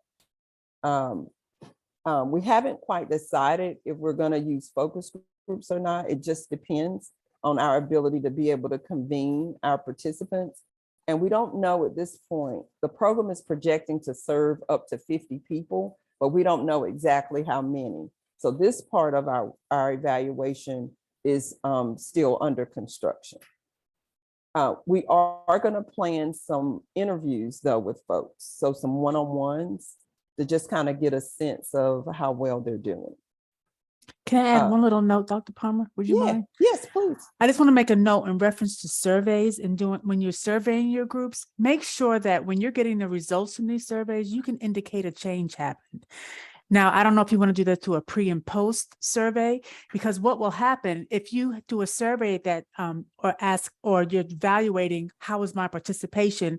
Oh, I had 100 people show up each and every time, but half the class did not complete the assignment or whatever the goal was. You can't say a change happened or what kind of outcome happened. So you want to make sure that when you're wording your surveys or your outcomes, you're going to mention what changed, because if a change didn't happen, then that outcome should not be recorded, or you can't, it's harder to evaluate if you're not indicating what the change was. I just wanted to add that in there, Dr. Palmer, if you didn't mind. Mm-hmm. Thank you. Mm-hmm. Thank you very much. And when we get to, if we keep going, so here, data interpretation, man, there's nothing like getting surveys back and then somebody's gotta like analyze it and someone's gotta interpret what's before us. So we can use that same framing around the why and the what in terms of the evaluation. Was it goals-based? Was it process? Was it outcomes? Or was it a combination? Was it eclectic?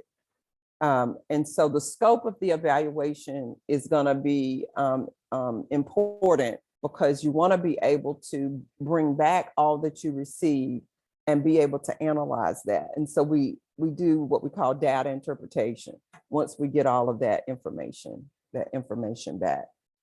And so we've put a notation here to try to help you to see how to put the information that you get back into perspective. And if you think about data interpretation, it could go with why and what, and also how. So it could really go with all three for this particular piece of information.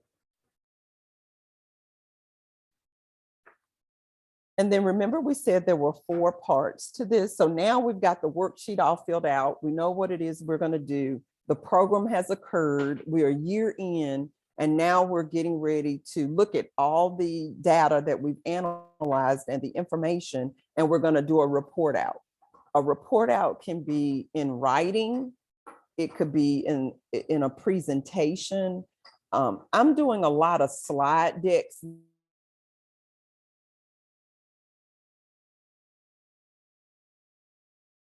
Probably too lengthy of a report as it relates to evaluation. Now I'm using like a slide deck, and I'm using what you see on page 54.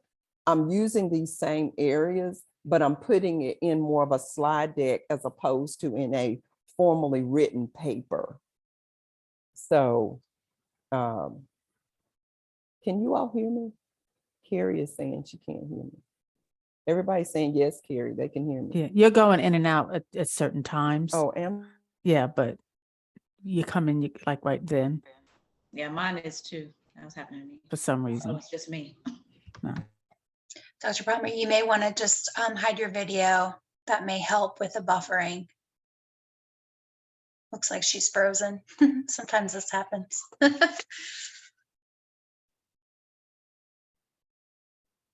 So for that last section, I believe she was relaying that for this evaluation reporting. She's been using slide decks more often than like a than a written report like you might see here, but she's still using some of these same elements and creating different slides that address each of these various elements of this evaluation report here. Let's see what we got. Oops. Let me see if she's trying to rejoin, because I think we lost her there. I She's am back. Okay. I'm not sure what happened. It's all good. Okay, great. So I think I was going into the reporting. Is that? Yeah, I was relaying that you had mentioned that you're taking these elements of evaluation report for content, you're sort of putting them more into slide deck format. Mhm. Yes. Yep. And I'm leaving my video off just because I don't want to drop off again, and maybe that's the deal. Yep. So here's a traditional way in which we do our evaluation reports. And what I was saying is that I'm using nowadays I'm using more of a slide deck approach. It's the same information. It's just my presentation is not like a white paper or, like this written paper that's daunting for people and they don't want to read through the whole thing, but they can just slide through the slide deck and they can kind of get the report. And I'm finding people read it more so now than they did before. So.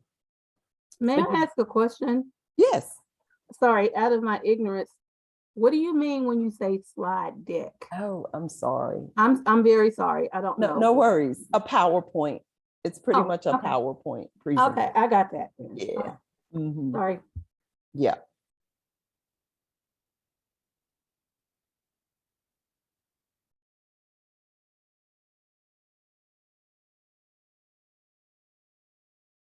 Do you all hear her? Okay, just wanted to make sure it wasn't me. Yeah, it seemed like she's falling off again. Can everybody hear me? Now we can. Okay, I'm not sure what's going on. I'm not doing anything different. I'm just sitting still. I'm not doing anything different. But so when you get to reporting the results and the findings to the stakeholders, they should, have some version of the report. And then you can utilize different mechanisms to share the evaluation. This would be great to share with your board. And if you have a program committee, this would be really helpful to them, I think, as well, in terms of being able to share what's happening with your programs. So if we could go back to the gallery view, I'm going to turn my video on because I like seeing everybody and I want everybody to see me. We have a good question by Connie, and I don't think she's asking if there's a way we can give a sample of this type of report, of a evaluation report. So I was going to say, Lisa, what I would say, who did you say it was? I'm sorry. Connie. I know this is going to sound very, very basic, and I don't want to minimize the example request, but if you Google program evaluation reports, you will get all kinds of examples. And then I know that and Lisa, maybe this is where you were going, the NC Center does have material on their site. Yep. Yeah, just a reminder for members that can access InfoCentral, you just have to log into your user account on our website, and you can search for samples and templates of all kinds of things on InfoCentral. We also have a free resources page if you want to check that out, and it's separate. It's broken up by principal area. So I'll go ahead and I'll put the link for that free resources page in the chat. Awesome. Thank you all. And I don't know if how familiar our group is with the NC Center's website. And I don't know if you all know that all of the 12 principles, when you go into the InfoCentral, the 12 principles are highlighted and the material is organized by the principles. Rebecca, I don't want to speak more than I know about, but I know that it's set up that way. That's correct. It's quite user friendly. Yep, that's correct. Okay. So all of these topics that we're talking about and that we are discussing, you can find all kinds of supportive material on the NC Center's website. And Rebecca just put the free resources library in the link in the chat as well. So that concludes program design, management, and evaluation for today. I think I'm passing it over to Rebecca, I think. Yep, that's correct. Go ahead and share my screen here. So thank you, Dr. Palmer. Thanks, folks, for hanging in there with us. We covered a lot of ground today, which you'll find we do that. We keep things moving. Hopefully there was enough variety in there with breakout sessions and your own creative work and enough breaks in there to kind of keep you all engaged. So thanks for hanging in with us. I'm going to go ahead. I'll pop the session evaluation into the chat here. I did want you all to know that next week we're actually at the midway point of this series, which is really exciting. It's hard to believe it is really flying by. But next week, we will be covering the topic area of strategic planning. Be on the lookout for a sample or a poll that we'll post in the Facebook group if you're able to join that and you'd like to. Like I said before, it's not required, but it is encouraged. And actually, I'm thinking more about it could be an informal way for you all to poll one another as a group. And if there are pockets of you that want to meet up to grab coffee or to connect sometime, it doesn't have to always be operated or coordinated by the center. We want you all to feel empowered and to feel free to make those connections on that Facebook page. We also have included a participant list. It went out with the session wraparound for, I believe, session 1. Or it may have been session 2, but there's a participant list there that has folks' email address. If you're looking for someone specifically, you want to reach out and connect, talk about some partnerships, collaboration, those types of things, pick folks' brains. I don't like that phrase really, but you know, just chat and connect. That's a great way to do that too. But wanted to just mention that the SurveyMonkey link is in there if you'd like to complete those session evals. When we do a weekly debrief, we review your evaluations. We take that feedback into consideration when we're planning future sessions. So we look forward to getting your feedback. And then likely the wraparound email, it will either go out today or tomorrow. We try to get the wraparounds out within 24 hours from when the session occurred. And there's always lots of attachments and things, so take your time to go through that. If you don't have time to do the evaluation right now for the session, a link will be provided in that wraparound. You can always do it later at your leisure when you're able to. But with Rebecca, that, go ahead. if I could just, next week is strategic planning, and strategic planning is facilitated somewhat similar as we did today. So just kind of get yourselves prepared for some hands-on work, some individual work, some group work in your breakouts. I just kind of want you to kind of have a heads up on the cadence of how the next session will be facilitated. So just kind of keep that in mind. It is facilitated in a interactive fashion. So it'll be somewhat, in terms of the cadence and the momentum, it'll be similar to today. I can't get all those T's out. Great, thanks, Dr. Palmer, for that reminder for everyone. Well, with that, we won't stand in the way of you and your lunch or your next thing on your agenda. If you have any questions and you want to stay on for just a couple minutes, feel free. We have a couple minutes left if you want to stay on and ask questions. If you want to hear what other people are just curious, feel free to stay on if you'd like. All right, thanks so much. And I'm gonna stop sharing. And we'll see y'all next week. And like I said, if you have any questions, just stick around for a few minutes. Thank you.